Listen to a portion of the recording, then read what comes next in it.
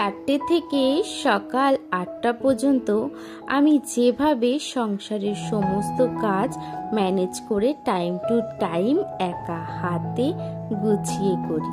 রাধে রাধে বন্ধুরা, কেমন আছেন আপনারা সবাই? আশা করছি আপনারা সবাই ভালো আছেন ও সুস্থ আছেন। আমরাও বেশ ভালো আছি। আমার আরও একটি নতুন ভিডিওতে আপনাদের সবাইকে স্বাগত জানাই। আজ হচ্ছে শুক্রবার, এখন ঘড়ির কাঁটায় বাজে ভোর 4টে নাগাদ। এখন থেকে আপনাদেরকে সাথে নিয়ে আজকের ভিডিওটি আমি শুরু করছি। ঘুম থেকে উঠেছি 3:30 বাজে। 8টি ঘন্টা একটি কারণের জন্য কিন্তু অনেকটা সময় আমার নষ্ট হয়ে গেছে। হাজবেন্ডের ফোনটা দেখছি চার্জই নিচ্ছে না, তো ওকে বলার সাথে সাথে ও ঘুম থেকে উঠে গেছে। আর ফোনটাকে ঠিক করতে করতে চার্জিং নিতে নিতে অনেকখানি সময় পেরিয়ে গেছে। ওর ফোন ঠিক করতে করতে আমিও কিন্তু ওইখানেই দাঁড়িয়েছিলাম। মানে একটা যেহেতু টেনশনের ব্যাপার আছে যে কেন চার্জ নিচ্ছে না, চার্জ না নিলে তো সারাদিন কাজ করতে পারবে না, আর এই পুজোর সময়টাতে ছুটিও নিতে পারবে না অফিস থেকে। একটা বিশাল চাপ, ও কিন্তু একেবারে টেনশনে পড়ে গেছিল। তো যাই হোক, ফোনটা তো ঠিক হলো, তারপরে চার্জে বসিয়ে আমি এখন কাজগুলো শুরু করে দিয়েছি। সবার প্রথমে বাসি ঘরটিকে আমি ঝাড় দিয়ে স্নান সেরে সিঁদুরটিকে পরে চলে গেছি রান্নাঘরে গিয়ে আগের দিনে যে সমস্ত সবজিগুলো কাটা ছিল সেগুলো ফ্রিজের মধ্যে রেখে দিয়েছিলাম। তো সেই সবজিগুলোকে বের করে এখন ভালোভাবে ধুয়ে বসিয়ে দিয়েছি। একদিকে আমি কুমড়ো আলু ভাজা করব, আরেকটা দিকে কিন্তু মাছ ভেজে নেব। তো এদিকে মাছটাও কিন্তু ভাজার জন্য বসিয়ে দিয়েছি, আর কুমড়ো আলুর জন্য আলুটাকে ভেজে নিয়েছি হালকা, তারপরে পেঁয়াজ দিয়ে এখন দেখুন কুমড়োটাও দিয়ে দিয়েছি। এখন নুন আর হলুদটা দিয়ে বেশ ভালোভাবে কিন্তু আলুটাকে ভাজবো। আরেকটা সাইডে যে মাছটি ভাজা দিয়েছিলাম সেটাও কিন্তু হয়ে গেছে, সেই জন্য মাছটিকে তুলে নিয়েছি। আর ওই তেলের মধ্যেই সর্ষে ফোড়ন দিয়ে আমি এদিকে উচ্ছে ভাজার জন্য বসিয়ে দিচ্ছি। উচ্ছেটা সবার প্রথমে দিয়ে দিয়েছি। উচ্ছেটা হালকা নরম হয়ে আসলে তারপরে উচ্ছের মধ্যে আলু দিয়ে দেবো। আর এদিকে দেখুন কুমড়ো আলু ভাজাটাও কিন্তু আমার হয়ে গেছে। হলুদটা দিয়ে বেশ কড়া করে আমি কুমড়ো আলুটাকে ভালোভাবে ভেজে নিয়েছি। এদিকে ভাজাটা আমার হয়ে যাওয়াতে আমি এখন একটা ছোট্ট বাটির মধ্যে তুলে নিচ্ছি। সকালের খাবার বলতে যতজন আছে সবারই আমি এতটা পরিমাণেই করি যে সকালে যাতে সবারই হয়ে যায়।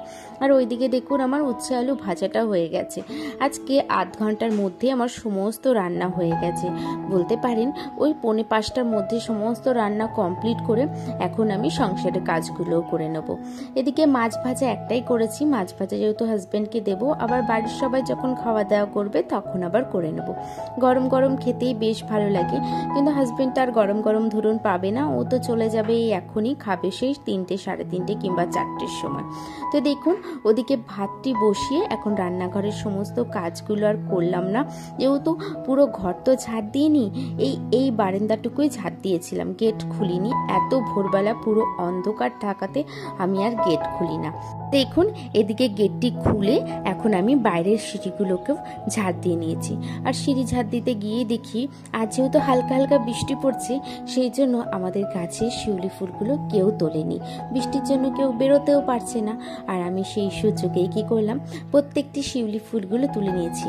আর বেশ অনেকখানি শিউলি ফুল পড়েছিল জানেন তো, অন্যান্য দিন খুব একটা পাওয়া যায় না, অন্যরা তুলে নিয়ে যায়।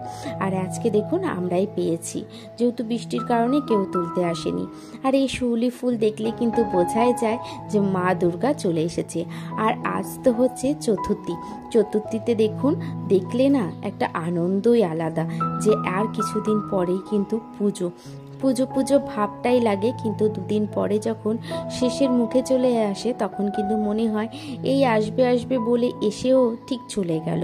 তো যাই হোক, মা দুর্গা তো প্রত্যেকটি বছরই আসবে, আমাদের সাথে তো সারাটি জীবনই আছে। তো এদিকে আমি কাজগুলোকে শুরু করলাম। এদিকে বাইরেটি ঝাড় দিয়ে গোরদোয়ারে জল দিয়ে দিলাম, সিঁড়িটাতে দিয়েছি আর নিচে জল দিয়ে এখন কি করছি, গেটটি লাগিয়ে চলে আসবো ওইদিকে। যেহেতু কালকের বাসন ছিল, সেই বাসন বাসনগুলো তো আর ধোয়া হয়নি, আর তারপরে রান্নাবান্না করার পরে না অনেক বাসন ছিল, তো সেই জন্য সব বাসনগুলোকে একেবারে বাইরে নিয়ে এসেছি। এখন এই বাসনগুলোকে বাইরে মেজে নেব। এরই মধ্যে আমার ভাতটিও হয়ে গেছে, আর ভাত হয়ে যাওয়ার পরে সমস্ত কিছু নিয়ে বাইরে নিয়ে এখন ধুয়ে নিচ্ছি। দেখুন বাসনগুলো মাজা হয়ে গেছে, এখন একটা একটা করে ধুয়ে ধুয়ে রেখে দিচ্ছি। আর বুঝতে পারছেন কি জানি না, এখনও কিন্তু বৃষ্টি পড়েই যাচ্ছে। এই ভিজে ভিজেই কাজগুলোকে করে নিলাম, যেহেতু খুব একটা ভোরবেলার দিকে ভালোভাবে স্নান করা হয় না, ওই হালকা জল দিয়ে 2-3 মগ জল ঢেলেই চলে আসি, সেই জন্য আবার বেলার দিকে স্নান করি। সেই কারণে ওই বৃষ্টিতে ভিজে ভিজেই কাজগুলোকে শেষ করে নিলাম। এরপরে আবার হাজবেন্ডেরও সমস্ত জিনিস গুছিয়ে দিতে হবে, ও বেরোবে, তাতা নড়বে, একটা বিশাল চাপ থাকে। বাসনগুলোকে ধুয়ে ঘরে নিয়ে এসেছি, যেহেতু বাইরে বৃষ্টি হচ্ছে, বাইরে জল ঝরার জন্য রাখলে আরো জলের মধ্যে ভিজে যাবে, সেই কারণে ঘরে নিয়ে এসে ঘরে এখন একটুখানি জল ঝরানোর জন্য রেখে আমি এখন রান্নাঘরটিকে পরিষ্কার করে নিচ্ছি। প্রত্যেকটা দিন জানেন তো, রান্না করার পরে আমার একটি বড় কাজ থাকে এই রান্নাঘরটিকে পরিষ্কার করা। আর আমার এই রান্নাঘরটিকে পরিষ্কার করতে বেশ ভালো লাগে। ওই যে বললাম, নিজের রুমটিকে যেভাবে পরিষ্কার পরিচ্ছন্ন রাখতে পছন্দ করি, সেই রকমই কিন্তু রান্নাঘরটাকেও আমি পরিষ্কার পরিচ্ছন্ন করে রাখতে পছন্দ করি। এই রান্নাঘরটি আমাদের কাছে একটি লক্ষ্মীর জায়গা বলতে পারেন। এই রান্নাঘরেই কিন্তু মা লক্ষ্মীর বাস বলতে পারেন। আর সেই মা লক্ষ্মীকেই নোংরা রাখাটা কিন্তু আমাদের একদমই শোভা পায় না। তো দেখুন এদিকে কিন্তু আমার পুরো গ্যাসটিকে মুছে গ্যাসের বার্নারগুলোকে আমি ভালোভাবে একটুখানি পরিষ্কার করে রেখে দিয়েছি।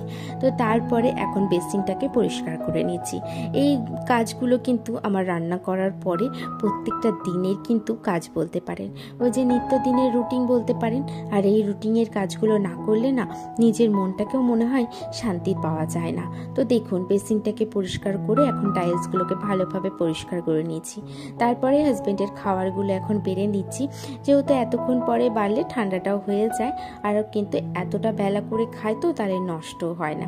একটা বাটিতে উচ্ছে আলু ভাজা দিয়েছি আর মাছ দিয়েছি, আর একটা বাটিতে কি করেছি ওই কুমড়ো আলু ভাজা দিয়েছি। তো এই দিয়েই আজকে হাজবেন্ডকে দিয়েছি। ও না ঝোলের তরকারি নিতে একদমই চায় না, কারণ কি বলে কি তরকারিটা নষ্ট হয়ে যায়, খাওয়াও যায় না। ভাজা দিলে হালকা হালকা করে, মানে খুব একটা নষ্ট হয় না তো ভাজা জিনিসগুলো, আর যদি খুব নষ্ট হয় একটু জল দিয়ে খেলেও বলে একটা শান্তি লাগে। তো যাই হোক, হাজবেন্ডের টিফিনটা প্যাক করে আমি চলে এসেছি এখন পুরো স্ল্যাবটাকে ভালোভাবে ধুয়ে দিতে। যেহেতু বাসন ধুয়েছিলাম তখন আর ভালো করে পুরো স্ল্যাবটাকে ধোয়াইনি, আর হাজবেন্ডও যাবে, তো সেই সময়ের মধ্যে তো কাজগুলো করতে হবে, সেই কারণে। তো এখনও দেখুন হাজবেন্ড বেরোয়নি, যেহেতু সময় হয়নি, আর দেখছি ঝিরিঝিরি বৃষ্টিও পড়ছে। সেই জন্য আমি কি করলাম, হাজবেন্ডের সমস্ত জিনিসগুলোকে গুছিয়ে রেখে চলে এসেছি এখন বেসিনটাকে পরিষ্কার করতে। এই বেসিনটা প্রত্যেকটা দিনই বলি হয়তো আমি, যে 2 থেকে 3 দিন পরেই নোংরা হয়ে যায়, তো সেই জন্য এই বেসিনটাকে ভালোভাবে পরিষ্কার করে নিচ্ছি। আর 2 দিন পরেই তো পুজোর জন্য কিন্তু বেসিন টেসিনগুলো সমস্ত ঘর বাড়ি পরিষ্কার করা হয়েছে। আর জানেন তো কয়েকটা দিন হচ্ছে আমি ভিডিও দিতে পারছি না, এই সংসারের কিছু কাজের জন্যই। আর ভিডিওগুলো ক্যাপচার তো করেছি কিন্তু এডিট করা আর আমার হয়নি, তো আস্তে আস্তে সমস্ত ভিডিওগুলো আমি এডিট করে পোস্ট করে দেবো, আর আপনারা একটুখানি আমার সাথে থাকবেন। তো দেখুন গল্প করতে করতে আমার 2টি ঘরই কিন্তু মোছা হয়ে গেছে। যেহেতু বেসিনটা ধুয়েছি, এই ঘরে হালকা পাতলা জল পড়ে, সেই জন্য কিন্তু এই ঘরটিকে মুছে, রান্নাঘরটিকে মুছে ভালোভাবে মুছে নিয়েছি। আর সকালের কি খাওয়ার হবে সেই জন্য কিন্তু সবজিটাও আমি কেটে নিচ্ছি। এদিকে মা বললো কতগুলো পুঁই শাক আছে সেগুলোকেই কেটে নাও সকালবেলা, ওই কুমড়ো আলু দিয়ে কিন্তু কাটলে রান্না করে নেবো। তো সেই জন্য পুঁই শাকটাকে আমি ভালোভাবে কেটে নিচ্ছি, আর এই পুঁই শাকটাকে ধুয়েও রেখে দেবো। মা ছাদের থেকে আসবে, মানে পুজো দিতে গেছে, তারপরে মা হচ্ছে রান্না বান্না করবে। তো চলুন আজকের মতন ভিডিওটি আমি এখানেই শেষ করলাম। যদি আমার ভিডিওগুলি ভালো লেগে থাকে তাহলে আমার পাশে থাকবেন। আবার দেখা হচ্ছে অন্য কোনো ভিডিওতে অন্য কিছু গল্পের সাথে। আমি প্রত্যেকটা দিনই বলি যে প্রত্যেক দিন এবার থেকে কন্টিনিউ ভিডিও দেবো, কিন্তু সেটা আর হয়ে উঠছে না। তো চেষ্টা করব এর পরের থেকে ভিডিও দেওয়ার।